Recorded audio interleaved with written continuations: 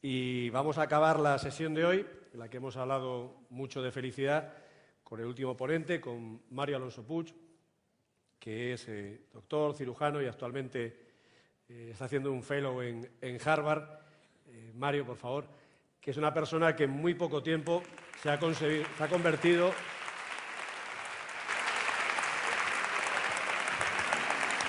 en una de las caras más reconocidas y uno de los pensamientos más conocidos dentro del área de la positividad, de las emociones, y capaz de hablar de emociones y de emocionarnos, que es de lo que se trata. Así que, Mario, la sala es tuya. Muchas gracias. Buenas tardes, buenas noches y muchísimas gracias, Carlos, muchísimas gracias al Instituto Coca-Cola Felicidad por invitarme y muchas gracias a vosotros por venir y por seguir estando. Es curioso, desde hace, por lo menos en Occidente, unos 2.800 años se sigue reflexionando sobre la felicidad. ¿Verdad que da la sensación de que es algo muy escurridizo? Es algo que todos de alguna manera buscamos, queremos experimentar y parece algo bastante escurridizo.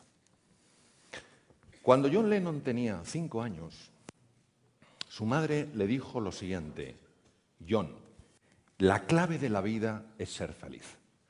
Entonces John fue al colegio y la maestra un día les dijo a los niños: quiero que hagáis un trabajo sobre lo que queréis ser de mayores. Y John escribió ser feliz. Entonces la profesora, cuando leyó el ensayo, le dijo: John, no has entendido nada del trabajo. Y John le dijo: señorita, usted no ha entendido nada de la felicidad. Y no ha entendido nada de la vida. ¿Qué es la felicidad? Si yo pretendiera, a pesar de tener la mejor intención, deciros a vosotros lo que es la felicidad, qué equivocado estaría. Sin embargo, sí creo que juntos podemos hacer una reflexión, hacernos preguntas, mirar donde normalmente no miramos y a lo mejor descubrir aquello que está oculto precisamente porque nunca miramos allí. El arte de la pregunta es un arte esencial. El propio Albert Einstein decía que la clave no es encontrar respuestas a las viejas preguntas, sino hacernos preguntas que nunca antes nos habíamos hecho. ¿Por qué son tan importantes las preguntas? Porque a lo mejor de lo que estamos hablando no es de un enigma. A lo mejor la felicidad no es un enigma. La felicidad a lo mejor es un misterio. ¿Cuál es la diferencia entre un enigma y un misterio? Es una diferencia muy clara, muy diáfana. Un enigma es aquello que la ciencia, con su trabajo, con su tiempo, con su dedicación, será capaz de descubrir. Es cuestión de tiempo, es cuestión de tecnología. Pero los misterios desafían nuestra forma tradicional, nuestra forma lógica de pensar, precisan de la existencia de lo que se llama una razón ampliada. ¿Y cómo me puedo posicionar yo frente a un misterio? Porque frente a un enigma yo entiendo cómo me he de posicionar. Utilizo mis tecnologías, mido, peso, calculo, pero ¿cómo me posiciono frente a un misterio en caso de que la felicidad fuera un misterio? Pues también nos lo decía Einstein. Frente a los misterios hay que posicionarse desde el asombro, la curiosidad y la humildad. Porque los misterios no se descubren, los misterios se desvelan. Por tanto, si la felicidad fuera un misterio y no un enigma, nosotros lo único que podemos hacer es ponernos en unas condiciones adecuadas para que ese misterio, esa felicidad, se desvele ante nosotros y podamos experimentarla. Estoy convencido, tengo la certeza plena de que a lo largo de estos 2 días, todos los que estamos aquí, todas aquellas personas que aunque físicamente no están aquí, para nosotros están aquí, junto a nosotros, que nos escucharán a través de medios de comunicación, que leerán cosas nuestras a través de las redes sociales. Estoy convencido que todos vamos a salir de aquí con una idea más clara, con una idea más luminosa de eso que es la felicidad, No un destino, no un lugar al que ir, sino una forma de vivir, un camino que recorrer, una forma de ser y de estar en el mundo. Pero dado que el ser humano es un ser que tiene tantos planos que no se pueden separar, pero sí distinguir, es importante recordar el peso del lenguaje. Ya lo dijo el gran filósofo austriaco Ludwig Wittgenstein: los límites de mi lenguaje son los límites de mi mundo.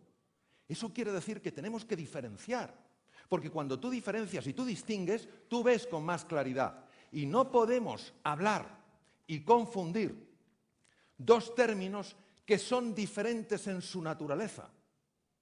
Una cosa es el bienestar subjetivo, se ha hablado aquí con gran elocuencia y con gran belleza, aquello que colma los sentidos. Yo veo algo bonito y colma mi vista, me tomo una comida rica y colma mi gusto. Pero la felicidad no es lo que colma los sentidos, es lo que colma el corazón. ¿Están conectados? Seguro que sí. También son diferentes. Y por eso nosotros vamos a abordar aquí no el concepto de bienestar subjetivo, sino un concepto mucho más desafiante: el de la felicidad. ¿Qué es? ¿Qué podría ser para cada uno de nosotros? ¿Cómo se experimenta? ¿Cómo puede uno ponerse en una situación adecuada para que ese misterio, en caso de que lo fuera, se desvelara? Y va a venir en nuestra ayuda un filósofo, curiosamente un filósofo que mi querido y admirado Juan Luis Arzuaga ha mencionado hoy. Un filósofo del siglo XVIII, el último ilustrado. Immanuel Kant. La obra por la que es especialmente conocido es Crítica de la razón pura. Y Kant hace 3 preguntas de excepcional hondura. Es cierto que no las contesta plenamente, contesta desde su punto de vista, pero solo las 3 preguntas tienen tanto peso, tienen tanta fuerza, tanto calado, son una invitación tan hermosa para que nosotros, cada uno de nosotros, reflexionemos y busquemos una solución. Primera pregunta: ¿qué es lo que puedo conocer? ¿Puedo conocer yo solo las realidades materiales? Aquellas que captan mis sentidos, la vista, el oído, el gusto, el tacto. ¿O soy capaz también de captar realidades suprasensibles? Aquello que no es de carácter material, sino espiritual. Eso es lo que significa la palabra espiritual, aquello que no es material. Por supuesto, no utilizando los sentidos, sino utilizando la razón ampliada, la capacidad del intelecto, para descubrir la verdad oculta en las cosas. Fijaros que Alcance pregunta: ¿qué es lo que yo puedo conocer? La segunda pregunta de Immanuel Kant es: ¿qué es lo que he de hacer? De aquí nace toda la ética. ¿Hay formas de hacer que nos generen una mayor experiencia de felicidad? ¿Hay formas de actuar que nos alejen de esa experiencia del ser feliz? Y la tercera pregunta es: ¿qué puedo esperar? ¿Es la muerte el final? ¿Es un velo a otra dimensión? De aquí nace la religión, cuya raíz es religare, unir lo que en un momento se separó. Pero fijaros, siendo potentes estas 3 preguntas, la clave es la cuarta. La cuarta no la encontramos en la Crítica de la razón pura, tampoco en la Crítica de la razón práctica, su tratado de ética con su imperativo categórico. Lo encontramos en un tratado de lógica y tiene todo el sentido del mundo. ¿Cuál es el ser que se hace esa pregunta? Porque no tenemos la sensación de que los animales, con toda la dignidad y toda la hermosura que tienen, se hagan esa pregunta. ¿Qué ser se hace esa pregunta? De aquí nace toda una antropología, una visión de la persona. Los seres humanos, los que estamos aquí, los que no están aquí y están con nosotros. ¿Qué somos nosotros? Porque si nos damos cuenta, el ser humano que desea conocer, ya no lo reflejaba Aristóteles en el siglo IV a.C., el ser humano que desea conocer Ha llegado a conocer lo más diminuto, las partículas más elementales, no ya los átomos, los electrones, los protones, los neutrones, sino hasta los quarks, los neutrinos. Ha llegado a conocer lo más grande, las galaxias, la expansión del universo. Sin embargo, pasa frente a él y no se asombra de la maravilla que es. Y el ser humano es como si se autoocultara, como si se escondiera de sí mismo, como si jugara al escondite y nos interpelara, descubre quién soy. Porque veréis, si solo hablamos de la felicidad cuando estamos calentitos, cuando comemos bien, cuando tenemos trabajo, cuando ganamos una cierta cantidad de dinero, cuando tenemos un cierto prestigio, no estamos hablando de felicidad. Hay que entender la felicidad cuando el bienestar subjetivo desaparece. Por supuesto que también la felicidad tiene una conexión con el bienestar subjetivo. No es un dilema, no es lo uno o lo otro, sino un contraste, lo uno y lo otro. Hay que entender la felicidad cuando aparecen los tres grandes oponentes del ser humano. El mal, tanto el mal físico como privación de un bien necesario. La ceguera es un mal físico porque es la privación de la visión, como el mal moral, la injusticia, la violencia, el daño de esas personas que son tus hermanos, en presencia de la muerte y en presencia del sufrimiento. Por eso, la pregunta sobre la felicidad es la pregunta sobre el sentido de la vida. No la de dar un sentido a la vida, sino de preguntarse si la vida ya tiene un sentido. Y si nosotros podemos mirar al mal, podemos mirar a la muerte y podemos mirar al sufrimiento sin salir corriendo. Y si hay en el mal, y si hay en la muerte, y si hay en el sufrimiento, más que amar en la vida que temer. Y si merece la pena vivir a pesar de que la vida, muchas veces, para muchas personas, es un verdadero drama existencial. Y por eso os voy a contar una pequeña historia, porque esta sencilla historia ilustra muchísimo sobre la grandeza que el ser humano puede aflorar en presencia de estos tres grandes oponentes. Porque veréis, solo hay un antídoto para el miedo, y es el amor. El amor a un proyecto, el amor a una idea, el amor a un recuerdo. Qué maravillosas las palabras de Gabriel Marcel. Decir a alguien que le amas es decirle, tú, para mí, jamás morirás. Ese es el antídoto del miedo. Y os voy a contar una historia para que veamos que la felicidad está tan cerca y a la vez tan lejos. Había dos enfermos que habían sido ingresados en la misma habitación. Uno de ellos estaba en la cama junto a la puerta y el otro en la cama junto a la ventana. El hombre que estaba junto a la puerta no se podía mover. Su condición médica evitaba, impedía que los profesionales sanitarios le levantaran. El enfermo que estaba junto a la ventana era levantado 2 veces al día y se sentaba en una silla junto a la ventana. Un día, el enfermo que no se podía mover, el que estaba junto a la puerta, le dijo a su compañero de habitación, se me hace tan duro estar aquí, encerrado en estas 4 paredes, ya no puedo más. Tú que tienes la fortuna de estar junto a la ventana, dime qué ves. Y el otro le dijo, claro que sí. Mira, desde aquí se ve un parque precioso. Está lleno de árboles. Hay un montón de pájaros. Son pájaros negros, yo creo que son mirlos. Ve un montón de niños jugando, claro, al balón.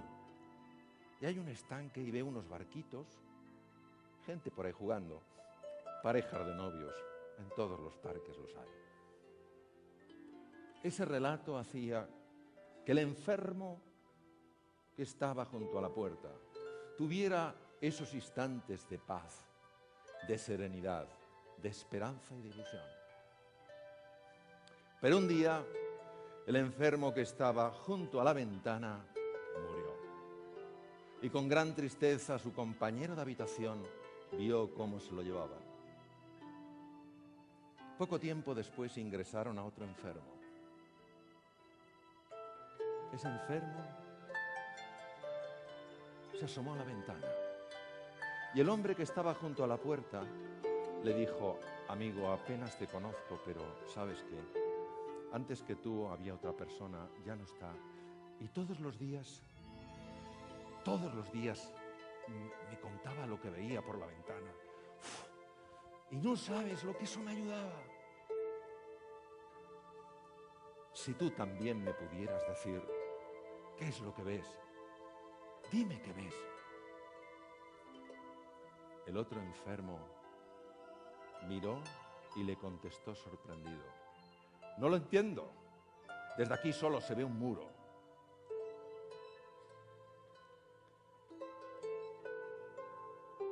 Quiero que seamos conscientes de lo que un ser humano sufriendo en un momento de enorme dificultad hizo por otro ser humano. Algo que parece pequeño e intrascendente, una minucia. Ni siquiera el otro enfermo fue capaz de entender su valor, pero no obstante tuvo un impacto tremendo en la vida de ese otro ser humano. ¿Qué enseñanza más profunda? A lo mejor el sentido de la vida tiene que ver con esto, con plantar estas semillas de esperanza, estas semillas de ilusión, de confianza o de consuelo. Yo sé, todos sabemos, que nuestra naturaleza biológica precisa de una emoción que es el miedo. Sin esta emoción que es el miedo no hubiéramos podido sobrevivir. Nos hace ser cautelosos, estar más alerta, pero tiene que estar en la dosis adecuada. Más allá ya no es miedo, es pánico. Y hay otra emoción que no está anclada solo a nuestra biología. Por supuesto que necesita de nuestra biología, por supuesto que necesita de nuestras neuronas, por supuesto que necesita de nuestros neurotransmisores. Pero está a otro nivel. Es el amor. El amor sencillamente como agradecimiento. Lo decías antes, Alejandra, agradecimiento por las cosas de cada día. Agradecimiento porque a lo mejor no vemos, pero seguimos teniendo imaginación. No pueden residir en el mismo corazón el miedo y el agradecimiento, el miedo y la gratitud, porque son incompatibles. Si por la mañana nos fijáramos en todas esas cosas que hay en nuestra vida y que podríamos agradecer en lugar de todo aquello que no nos gusta, experimentaríamos ausencia de miedo ante la vida. La capacidad de perdonar, fácil, claro que no. Pero un corazón resentido es un corazón lleno de ira. Y hoy sí podemos decir desde el punto de vista médico que hay una relación directa y demostrada entre los estados emocionales y la salud. Son demasiados estudios para ignorarlos. Por supuesto que hay múltiples factores. Por supuesto que la persona más positiva del mundo, la persona con más coraje, más ilusión y más apoyo, puede sucumbir ante una enfermedad agresiva. Por supuesto que una persona no hay que forzarla a ser como ella no elige ser. Ahora, sí es importante conocer lo que la ciencia nos dice en esto. Lo que la ciencia nos muestra de la relación entre los estados emocionales asociados a la alegría y al gozo y la salud. Por ejemplo, Sabemos que cuando estamos atrapados por la ira o el miedo, se elevan en el cerebro los niveles de dos neurotransmisores, el glutamato y el cortisol. Al subir ambos, empiezan a morir neuronas. Neuronas sobre todo situadas en los hipocampos. Los hipocampos son estructuras que controlan el centro del miedo en la amígdala a través de un tracto llamado tracto amígdalo-hipocampal. Son centros capaces de reestructurar toda la memoria. Por eso el ser humano se puede reinventar constantemente. Sin embargo, cuando en nuestro interior existe alegría y existe gozo, no solo no se elevan los niveles de glutamato y cortisol, sino que se eleva un neurotransmisor radicalmente distinto, la dopamina. La dopamina, que está en el haz mesolímbico, uno de los circuitos más importantes de recompensa del cerebro, hace que sintamos gratitud, que sintamos plenitud, que sintamos alegría. Y además es una hormona clave en la confianza. Por eso el amor te ayuda a ser valiente. Vosotros y vosotras haríais por amor lo que no haríais nunca por dinero. Dentro de cada uno de vosotros y de cada vosotras hay un héroe, una heroína dormidos. Lo que pasa es que para que despierte hace falta el estímulo adecuado. Y ese estímulo solo es el amor. El amor a un sueño, a un ideal, a una persona. Además sabemos que esas personas que dedican parte del tiempo a reflexionar sobre el amor, a reflexionar sobre la compasión, y mañana tendremos la increíble fortuna de tener a Mathieu Ricard, uno de los seres humanos que más ha contribuido a que estos estudios existan. Se ha visto que se activa especialmente la zona prefrontal izquierda, justo detrás de la frente y encima de la órbita izquierda. Esta zona de las emociones positivas activa el sistema parasimpático, cuyos efectos en la salud ya veremos después. Aquí tenemos, por ejemplo, una resonancia magnética, funcional magnética, y observaréis cómo, mientras meditas una meditación sobre la compasión, conectar con el sufrimiento de otro ser humano, lo que hacía el enfermo que estaba junto a la ventana, aumenta el riego prefrontal izquierdo. Evidencia clarísima, no solo de que el cerebro está metabolizando de una manera distinta, sino de que se está reinventando, se está transformando. Los estudios con electroencefalografía han demostrado que cuando una persona está embargada por la alegría, por el gozo, por la compasión, ese ritmo trepidante llamado el alto beta, es el ritmo del Homo faber, el ser humano que solo hace, que no para de hacer, en las prisas, ese ritmo se enlentece. E incluso con ojos abiertos, empiezas a entrar en un ritmo alfa que es sumamente beneficioso para la salud y además muy vista su conexión con la creatividad.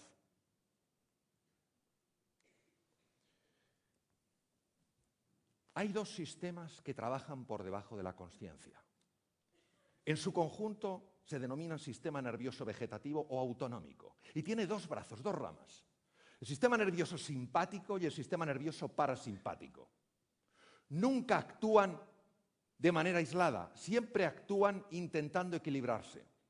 Cuando el sistema que predomina es el sistema nervioso simpático, es cuando nosotros nos vemos en situaciones donde tenemos que sacar un montón de energía porque hay un peligro o porque hay un desafío importante.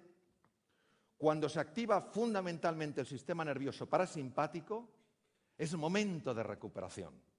El ideal sería que activáramos solo el sistema nervioso simpático cuando tenemos que estar en alerta o en alarma. Porque gasta mucha energía y deteriora mucho la salud tenerlo de forma sostenida activado. Sin embargo, sabemos que cuando somos presas de la ira, del resentimiento, de ese nihilismo, de esa falta de sentido en la vida, de este pensar que solo somos, no sé, materia, cuando eso genera desesperanza, que no tiene por qué hacerlo, afecta al sistema cardiovascular. Las situaciones de desesperanza, de ira y de miedo sostenidos en el tiempo producen un aumento del trabajo cardíaco, pueden producir cambios en el ritmo cardíaco hipertensión arterial, aumento del colesterol y de los triglicéridos. Ver cómo sí que afectan las emociones al aparato circulatorio. También sabemos que la alegría, la compasión, la serenidad y el equilibrio protegen el sistema cardiovascular. Probablemente, entre otras razones, porque la aurícula, las dos aurículas del corazón, segregan un péptido, una sustancia llamada péptido natriurético auricular, que regula el tono cardíaco, nos protege frente a la hipertensión, reduce la grasa y además tiene un efecto cerebral muy asociado con estados de paz y de serenidad.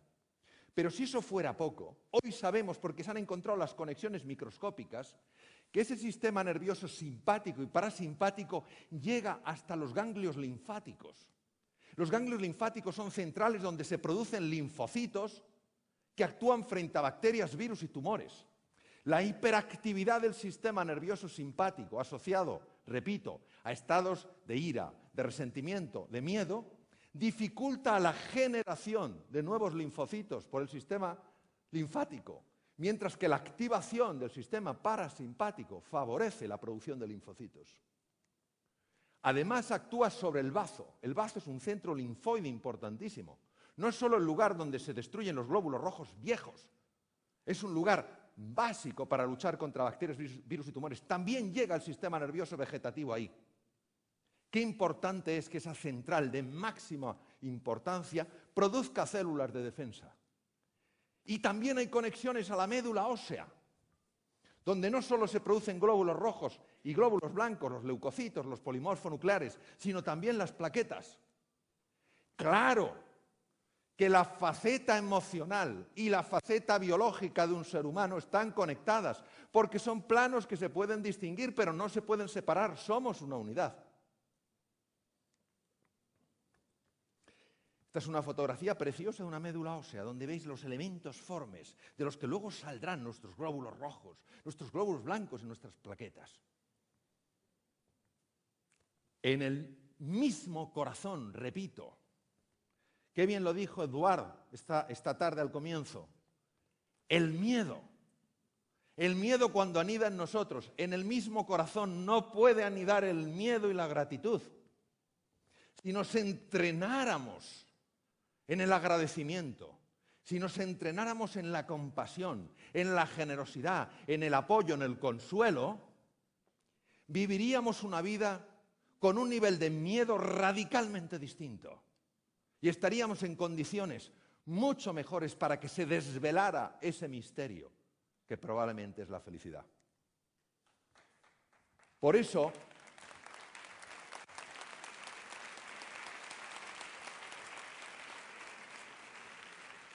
eso, al final, Jean-Paul Sartre, existencialista francés, premio Nobel, ya hemos escuchado un comentario dentro de muchos comentarios que él hizo y que no le merecieron gran afecto, no porque potenciara la individualidad, sino el individualismo. Con ese, el infierno son los demás. Pues a ver si a lo mejor en la vida no hay amigos ni enemigos, sino simplemente maestros. El gran Confucio, 25 siglos atrás, en China, decía: si ves a un hombre bueno, imítale. Si ves a un hombre malo, examínate a ti mismo. Por eso, y con esto termino, para mí, el sentido de la vida, la base de la felicidad, es plantar semillas de esperanza, de ilusión, de confianza, de entusiasmo, de inspiración, aunque a lo mejor yo no las vea florecer. Y aceptando que en esas semillas existirá la imperfección de eso que tengo de barro, pero también existirá la perfección y la belleza de eso que tengo de Dios. Gracias.